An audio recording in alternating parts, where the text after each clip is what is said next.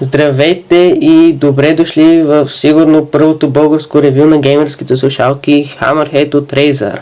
Аз съм Darkstar23O и реших да направя този клип, понеже не намерих никакви клипчета или ревюта на този продукт на български. Реших да го направя аз.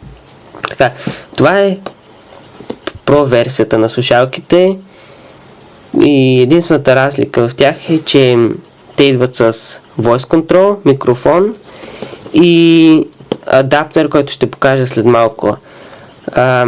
Това е кутията, каквото виждате.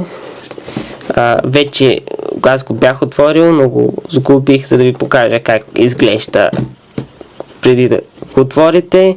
Ето ги данните, ако искате да ги видите, спрете клипчето. Още какво мога да кажа за хедсета, че има страхотен бас, направен е за игри с експлозии и става с Android, iPhone и други мобилни устройства. И нека да видим какво има. Така, това е всичко, което вие ще намерите в кутията. За да започнем с това. Първо ще имате като писмо или като благодаря, че сте купили продукт на Razer с тази картинка. После опътване, което е сравнително дълго за слушалки, но даже не съм го виждал май. Да, то е на няколко езика, затова е толкова дълго, и разбира се стикер на Razer. Така, друго, още какво има в кутията, има 3 други размера на тапички, всъщност 4, като броиме тези на слушалките. Значи има големи, средни и малки. И идва също с твърда кутийка за пренасяне, която е много удобна, малка, компактна, и в нея е адаптера.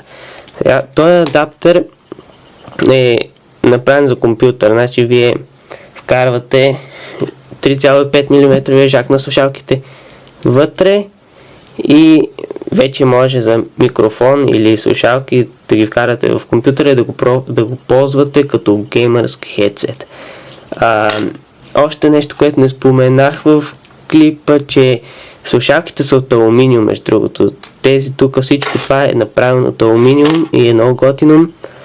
И както казах по-рано в клипчето, имат страхотен бас.